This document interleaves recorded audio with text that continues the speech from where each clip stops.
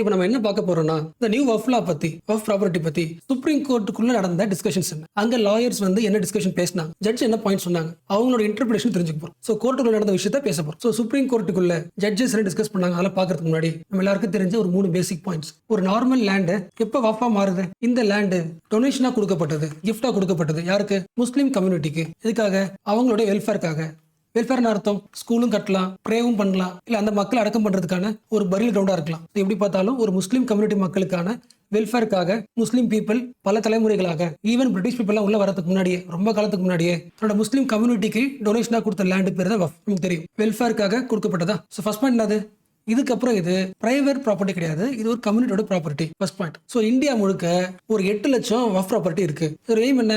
முஸ்லீம் மக்களோட வெல்ஃபேருக்காக காலங்காலமா பல ஜெனரேஷன்ஸ், பல ஃபேமிலி கிஃப்டா கொடுத்தது முஸ்லீம் மக்களுக்காக. அவ இப்படி இருக்கும்போது இந்த ப்ராப்பர்ட்டியை கவர்மெண்ட் ரெகுலேட் பண்றதுக்கு ஒரு ஆக்ட் ஏன் போடுது? ஒரு ப்ராப்பர்ட்டி இருக்கு, அது முஸ்லீம் பாப்புலேஷனோட வெல்ஃபேருக்காக இருக்கும்போது அந்த ப்ராப்பர்ட்டியை கவர்மெண்ட் ஒரு ஆக்ட் போட்டு ஏன் ரெகுலேட் பண்ணணும்? என்ன reason? Government point of view என்ன? இந்தியா முழுக்க நிறைய ப்ராப்பர்ட்டிஸ் இருக்கு, பட் எல்லா ப்ராப்பர்ட்டியும் வெல்ஃபேருக்காக மட்டும் கிடையாது. சிலது வந்து மிஸ்யூஸ் பண்ணப்படுது. அதாவது கவர்மெண்ட் இன்டர்வென்ட் பண்ணாம இருக்கணும்னா இந்த லேண்ட் என்ன பண்ணிருக்கலாம்? வஃப் ப்ராப்பர்ட்டியை மாத்திடலாம். வஃப் ப்ராப்பர்ட்டியை மாத்திட்டா கவர்மெண்ட் கேள்வி கேட்க முடியாது, நம்ம என்ன வேணா பண்ணிக்கலாம். இன்ஃபேக்ட் சொல்லணும்னா 2013 இருந்து 2024 வச்சுக்கலாம், கடைசி 10 வருஷமா வஃப் ப்ராப்பர்ட்டி இந்தியாவில் ஒரு 100 மடங்கு அதிகமாக இருக்கு. அப்படின்னா எங்கேயோ மிஸ்யூஸ் நடக்குது. இந்த லேண்டை யார் மேனேஜ் பண்றா? முஸ்லீம் பாப்புலேஷன். எப்படி மேனேஜ் பண்றாங்க?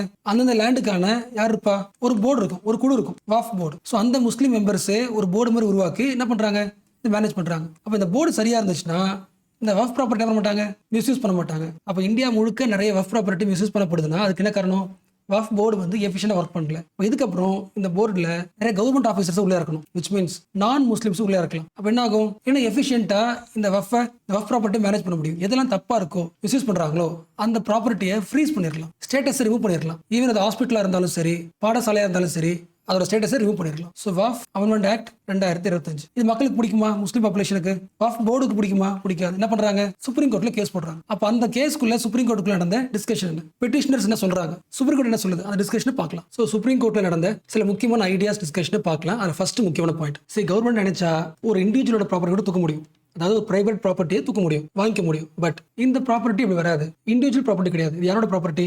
ஒரு கம்யூனிட்டியோட ப்ராப்பர்ட்டி. அந்த கம்யூனிட்டி யாரு? Religious community. அப்ப அந்த லேண்டை வாங்குறதுக்கான அதிகாரம் கவர்மெண்ட் கிடையாது. பட் இந்த ப்ராப்பர்ட்டி வாங்குறதுக்கு, ரெகுலேட் பண்றதுக்கு கவர்மெண்ட் ஒரு ஆக்டே போட்டுருச்சு. அப்ப இந்த ஆக்ட் நம்ம அனலைஸ் பண்ணலன்னா யாருக்கு பாதிப்பு ஏற்படும்? இந்தியாவில் இருக்கிற முக்கியமான லார்ஜஸ்ட் ரிலீஜியஸ் மைனாரிட்டி கம்யூனிட்டி முஸ்லீம் மக்களோட ப்ராப்பர்ட்டி லாஸ் ஆயிடும். அப்ப என்ன பண்ணலாம்? இந்த ஆக்டை நம்ம சுப்ரீம் கோர்ட்ல அனலைஸ் பண்ணி முடிவு தர வரைக்கும் இந்த ஆக்டை பாஸ் பண்ணலாம். அதாவது இந்த ஆக்டை இம்ப்ளிமெண்ட் பண்றோம்ல, அதை இப்போ உடனே பண்ண வேணா, டிலே பண்ணலாம். இது first argument. So pass the implementation of this act. First point. இந்த பாயிண்ட்டுக்கு சுப்ரீம் கோர்ட் சொன்ன கவுண்டர் ஆர்குமெண்ட் என்ன? சுப்ரீம் கோர்ட்டே சொன்ன பாயிண்ட். ஆக்ட்ன்றது யார் போடுறது? பார்லிமெண்ட் போடுறது. பார்லிமெண்ட்ல யார் இருப்பா? எல்லா எம்பிஸ் இருப்பாங்க, ஆளுங்கட்சி இருப்பாங்க, எதிர்கட்சி இருப்பாங்க, எல்லாரும் சேர்ந்து உருவாக்குன ஒரு ஆக்ட் அது. ஸோ எப்பொழுதும் ஒரு ஆக்ட் போட்டா அந்த ஆக்டை வந்து இம்ப்ளிமெண்ட் பண்ணாதீங்கன்னு சொல்ற அதிகாரம் யார் கிடையாது? சுப்ரீம் கோர்ட் கிடையாது. என்ன ரீசன்? மக்களோட ரெப்ரஸன்டேட்டிவ் எம்பிஸ், அதாவது பார்லிமெண்ட் ஒரு லாவை பாஸ் பண்ணிச்சுனாலே ஆட்டோமேட்டிக்காவே தோஸ் ஆக்ட்ஸ் ஆர் கான்ஸ்டிடியூஷனல். அதாவது அந்த ஆக்ட் வந்து valid law, constitutionally valid. Point புரியுதுல? பார்லிமெண்ட் எந்த லா போட்டாலுமே நீங்க அசியூம் பண்ணிக்கணும், presume to be constitutional. அந்த ஆக்டை இம்ப்ளிமெண்ட் பண்றதுக்கான எல்லா அதிகாரமும் ஆட்டோமேட்டிக்காக வந்துடும். என்ன ரீசன்? போட்டது யாரு? Parliament. It is defaultly constitutional. So இந்த பாயிண்ட் சுப்ரீம் கோர்ட் சொன்ன பாயிண்ட். ஸோ ஆக்டை பாஸ் பண்ணுங்கன்னு சொன்னது யாரு? பெட்டிஷனர் சொல்றாங்க. சுப்ரீம் கோர்ட் ஆர்குமெண்ட் என்ன? பாஸ் பண்ண முடியாது, அந்த லா போட்டது parliament, so it is constitutional. அடுத்த பெட்டிஷனர் சொல்றாரு, ஓகே கான்ஸ்டிடியூஷனல் தான், ஓகே, பட் இந்த ஆக்ட் வந்து முஸ்லிம்ஸோட அடிப்படை உரிமையை வயலேட் பண்ணுது. இந்தியாவோட ஃபண்டமெண்டல் ரைட்ஸ்ல article 25 we have religious freedom, இது ஒன்னு. 26 எல்லா ரிலீஜியஸ் கம்யூனிட்டியும் அவங்களுக்கான இன்ஸ்டிடியூஷனை மேனேஜ் பண்ணலாம்னு போட்டிருக்கு. அப்ப இந்த ஆர்டிகல் படி பார்த்தா வக்ஃப் ஆக்ட் மக்களோட அடிப்படை உரிமையை வயலேட் பண்ணுது. அதனால சுப்ரீம் கோர்ட் என்ன பண்ணலாம்? இந்த ஆக்ட் உடனடியா பாஸ் பண்ணலாம். இதுக்கு பேர் என்ன? Prima facie. யார் சொல்ற பாயிண்ட்? பெட்டிஷனர் சொல்ற பாயிண்ட். இந்த பாயிண்ட் கவுண்டரா? Law passed by parliament is presumed to be constitutional. அப்போ ஒரு ஆக்ட் வந்து கான்ஸ்டிடியூஷனலா இருந்தாலும் அது மக்களோட அடிப்படை உரிமை வயலேட் பண்ணுதுன்னா ஆட்டோமேட்டிக்காவே சுப்ரீம் கோர்ட் என்ன பண்ண முடியும்? அந்த கேஸை எடுத்து அதை பாஸ் பண்ண முடியும். ரொம்ப சீக்கிரமாவே என்ன பண்ண முடியும்? இன்டர்வென் பண்ண முடியும். ஏன் சீக்கிரம் இன்டர்வென் பண்ணும்? இதை அப்படியே விட்டுட்டா இல்ல டிலே பண்ணீங்கன்னா பெரிய டேமேஜ் ஏற்படுத்தும். மூணாவது பாயிண்ட், இன்ஜூரி, பெரிய டேமேஜ் ஏற்படுத்தும். இர்ரிப்பேரபிள் இன்ஜூரி, சரி பண்ண முடியாத அளவுக்கான ப்ராப்ளம் ஏற்படுத்தும். அப்ப இந்த பிரின்சிபல் படி பாத்தீங்கன்னா என்ன பண்ணலாம்? சீக்கிரமா இயர்லியரா உள்ள வந்து அந்த ஆக்ட் என்ன பண்ணலாம்? ஈவன் கான்ஸ்டிடியூஷனலி வேலிடா இருந்தாலும் வெயிட் பண்ண வைக்க முடியும். யாரோட point? Petitioner point of view. So 3 keyword. First, ஒரு கேஸோட, ஒரு இஷ்யூவோட பிரைமா ஃபேஸே பாருங்க. அந்த இஷ்யூல பிரைமா ஃபேஸியா இருக்கா, அதாவது ஒரு இண்டிவிஜுவலோட இல்ல மக்களோட அடிப்படை உரிமை வயலேட் ஆகுதா, வயலேட் ஆச்சுன்னா அதில் பிரைமா ஃபேஸியா இருக்கு. சுப்ரீம் கோர்ட் அந்த கேஸ் என்ன பண்ண முடியும், இயர்லியரா இன்டர்வென் பண்ணலாம். என்ன ரீசன், இயர்லியரா இன்டர்வென் பண்ணலன்னா இர்ரிப்பேரபிள் இன்ஜுரி பிரின்சிபல் படி அதிகமான பாதிப்பு ஏற்படும். அதுக்காக என்ன பண்ணலாம், பாஸ் பண்ணலாம். அடுத்து யார் சொல்றா, சுப்ரீம் கோர்ட் ஆர்குமெண்ட். இந்த ஆக்ட் வந்து இம்ப்ளிமெண்ட் பண்ணா பயங்கரமான ஆபத்து ஏற்படும் அப்படின்னு ப்ரூவ் பண்ண வேண்டியது பெட்டிஷனர் தானே தவிர சுப்ரீம் கோர்ட் கிடையாது. பெட்டிஷன் என்ன பண்ணியாகணும், ஒரு கேஸ் போட்டாச்சா இதனால பெரிய ப்ராப்ளம் வரும்ன்றதை நீ ப்ரூவ் பண்ணணும். நீ ப்ரூவ் பண்ணிட்டா சுப்ரீம் கோர்ட் அக்செப்ட் பண்ணிக்கும். யாரோட point of view, supreme court point of view. இப்போ அடுத்து அகைன் பெட்டிஷனர் என்ன சொல்றாரு, பெட்டிஷனர்னா அந்த லா வேணாம், அதுல ப்ராப்ளம்ஸ் இருக்கு, பாஸ் பண்ணுங்க அப்படி கேஸ் போட்டவங்க. இவங்க என்ன சொல்றாங்க, அந்த ஆக்டை இம்ப்ளிமெண்ட் பண்ணா நிறைய டேமேஜ் ஏற்படும் அப்படி சொல்றதுக்கு நிறைய ப்ரூஃப் இருக்கு. ஃபார் எக்ஸாம்பிள், எப்பொழுதுமே ஒரு லேண்டையோ ஒரு ப்ராப்பர்ட்டியோ கவர்மெண்ட் எடுத்துக்குதுன்னா அக்வஸ் பண்ணிக்குதான், அக்வசிஷன் பண்ணிக்குதுன்னா இந்த வாங்கின லேண்ட் இருக்குல்ல ப்ராப்பர்ட்டி, அது என்ன வேல்யூ என்ன பண்ணும் கவர்மெண்ட், அது கொடுத்துரும்ல. காம்பன்சேஷனுக்கான காசு கொடுக்கும்ல கவர்மெண்ட். எப்போதுமே காம்பன்சேஷன் பத்தின ரூல்ஸே இந்த ஆக்ட்ல கிடையாது. ஸோ அதனால தப்பு. So this new act bypasses the compensation point. இது ஒன்று. அடுத்து முக்கியமான பாயிண்ட், இந்த வாஃப் ப்ராப்பர்ட்டி தப்பான விஷயத்துக்கு பயன்படுத்துறாங்க, அதாவது மிஸ்யூஸா இருக்கு அப்படின்னு யாரு சொன்னா கவர்மெண்ட் இந்த லேண்ட் எடுத்துக்கும், யார் வேணா சொல்லலாம். ஈவன் ஒரு இண்டிவிஜுவல் என்ன பண்ணலாம், ஒரு வஃப் ப்ராப்பர்ட்டி பத்தி இது மிஸ்யூஸா இருக்குன்னு ஆரம்பிக்க முடியும். அப்ப இந்த ரூல் வந்து ஆட்டோமேட்டிக்கா வஃப் ப்ராப்பர்ட்டி முஸ்லீம் மக்களோட ப்ராப்பர்ட்டி வீக் ஆக்குது. நாளைக்கு யாரும் என்ன பண்ணலாம், ஈவன் ஃபார் எக்ஸாம்பிள் கவர்மெண்டோட ஒரு ஆஃபீஸர் கலெக்டர் என்ன பண்ணலாம், அவர் ஒரு இண்டிவிஜுவலா இந்த லேண்ட் வந்து ப்ராப்ளமா இருக்கு அப்படின்னு அனௌன்ஸ்மெண்ட் பண்ணி கவர்மெண்ட் அந்த லேண்ட் எடுத்துக்க முடியும். ஸோ செக்ஷன் 3C வந்து ரொம்ப வீக்கரா இருக்கு, கவர்மெண்ட் எடுத்துக்கிறதுக்கான ஓப்பன் இன்விடேஷனா இருக்கு. அண்ட் தேர்ட் இம்பார்ட்டன்ட் பாயிண்ட், ஒருவேளை அந்த ப்ராப்பர்ட்டியை கவர்மெண்ட் வாங்கிட்டாங்கன்னா கவர்மெண்ட் அந்த லேண்டை ஒரு மூணாவது பார்ட்டிக்கு விற்க முடியும், லீஸ்க்கு விட முடியும். அப்போ இது வரைக்கும் ஒரு கம்யூனிட்டி ப்ராப்பர்ட்டியா இருந்த ஒரு ப்ராப்பர்ட்டி ஒரு பிரைவேட் பர்சனுக்கு விற்க முடியுது, அதனாலயும் தப்பு இது. அண்ட் ஃபோர்த் பாயிண்ட் நம்ம எல்லாருக்கும் தெரிஞ்சது, வஃப் ப்ராப்பர்ட்டி பாத்துக்கிறது யாரு, நம்ம ஆல்ரெடி பார்த்த வஃப் போர்டு தானே. இந்த போர்டு மெம்பர்ஸ் யாரு, முஸ்லீம் பீப்பிள். இப்போ இந்த மெம்பர்ஸ் யார் வரலாம், நான் முஸ்லிம்ஸும் வரலாம். பட் ஹிந்துஸோட ப்ராப்பர்ட்டி, சிக்ஸோட ப்ராப்பர்ட்டி அதுல மேனேஜ் பண்ற எல்லா போர்டுமே அந்த ரிலீஜியஸ் பீப்பிள் தான் மேனேஜ் பண்றாங்க. பட் முஸ்லீம் போர்ட்ல மட்டும் ஏன் நான் முஸ்லிம்ஸ் வரணும், இந்த ஆக்ட் வந்து அலோவ் பண்ணுது, இதுவும் தப்பு. ஸோ ஆர்டிகல் 26 வந்து ஆட்டோமேட்டிக் என்ன ஆகுது, வயலேட் ஆகுது. அவங்களோட ஓன் இன்ஸ்டிடியூஷனை அவங்க மக்களே மேனேஜ் பண்ண முடியாத மாதிரி நான் முஸ்லிம்ஸ் உள்ள வராங்கன்னா that is the dilution of waqf property. So இந்த ஆக்ட் வந்து ரிலீஜியஸ் அட்டானமியை குறைக்குது. அதனாலையும் இந்த ஆக்ட் பண்ணலாம், இம்ப்ளிமெண்டேஷன் டிலே பண்ணலாம், பாஸ் பண்ணலாம். இது எல்லாத்த விட பயங்கரமான ஒரு ஸ்ட்ராட்டஜிக்கான ஒரு பாயிண்ட் இருக்கு இந்த ஆக்ட்ல. இந்த ஆக்ட் நினைச்சா வஃப் ப்ராப்பர்ட்டியை இந்தியாவோட மானுமெண்ட்ஸ் அனௌன்ஸ் பண்ண முடியும். ஃபார் எக்ஸாம்பிள், இது ஒரு மாஸ்க் வச்சுக்கலாம். இந்த மாஸ்க் இதுக்கப்புறம் இந்தியாவோட மானுமெண்ட். ஸோ மானுமெண்ட் அனௌன்ஸ் பண்ணாலே போதும், இந்த பகுதிக்கு இந்த ப்ராப்பர்ட்டிக்கு வாஃப் ஸ்டேட்டஸ் ஆயிடும், கேன்சல் ஆயிடும். அப்போ இந்த பாயிண்ட் பார்க்க எப்படி இருக்குன்னா, மானுமெண்ட்ன்ற பேர்ல நிறைய வாஃப் ப்ராப்பர்ட்டியை எடுத்துக்கிறதுக்கான ஒரு முயற்சி, இந்த ஆங்கிலையும் பார்க்கணும். அப்போ இந்த பாயிண்ட் எப்படி ஆப்போசிட்டா இருக்கு, இந்தியாவோட முக்கியமான act 1991 act, places of worship act. என்ன சொல்றாங்க, ஒரு கோயில் இருக்குன்னா அந்த கோயில மானுமெண்ட் அனௌன்ஸ் பண்ண முடியாது. ஒரு டெம்பிள் இருக்குன்னா அந்த டெம்பிள் மியூசியம்னு சொல்லி, ஒரு மசூதி இருக்குன்னா அது மானுமெண்ட்னு சொல்லி கன்வெர்ட் பண்ண முடியாது.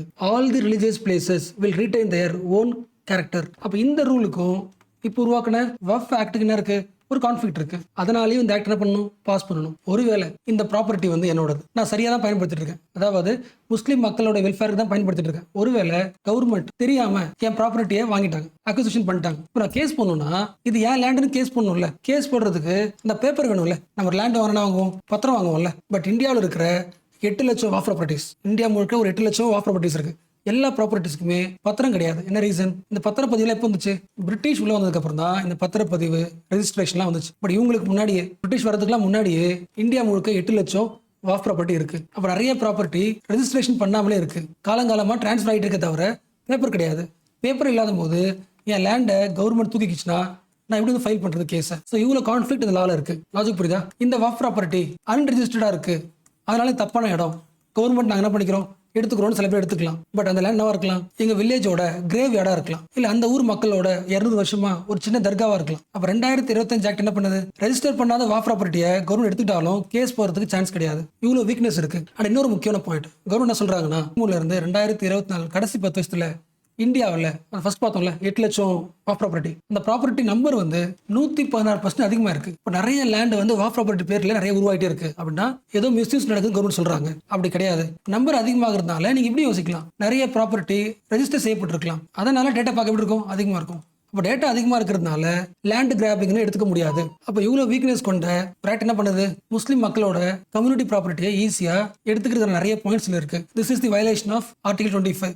ஆர்டிகல் 25. ஸோ இந்த பாயிண்ட்ஸ் எல்லாமே சுப்ரீம் கோர்ட்ல நடந்த டிஸ்கஷன். அண்ட் இன்னொரு பாயிண்ட், நமக்கு தெரிஞ்ச சவுத் இந்தியாவில் எந்த ஸ்டேட்ல முஸ்லீம் நிறைய இருக்காங்க, கேரளா வச்சுக்கலாமா. ஸோ கேரளாவில இருந்து நிறைய மக்கள் பெட்டிஷன் போட்டிருக்காங்க, இங்க சுப்ரீம் கோர்ட்ல. இந்த எல்லா பெட்டிஷனும் சேர்த்து கேரளாவோட கவர்மெண்ட் ஒரு கேஸ் ஃபைல் பண்ணிருக்கு. என்ன பண்ணிருக்கு?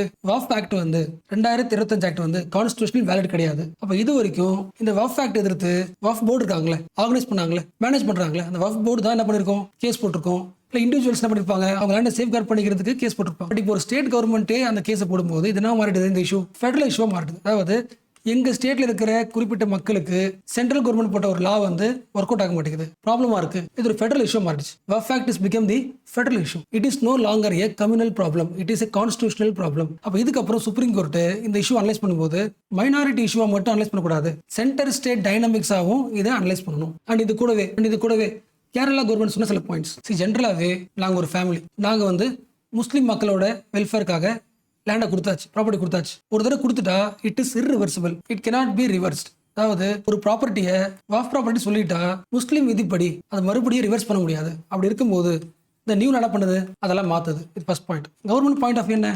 இது வரைக்கும் மேனேஜ் பண்ணிட்டு இருந்த வக்ஃப் போர்ட்ஸ், இந்தியா முழுக்க இருக்கிற வக்ஃப் போர்ட்ஸ் வக்ஃப் ப்ராப்பர்ட்டியை கரெக்டாக மேனேஜ் பண்ணல, அதான் பாயிண்ட்.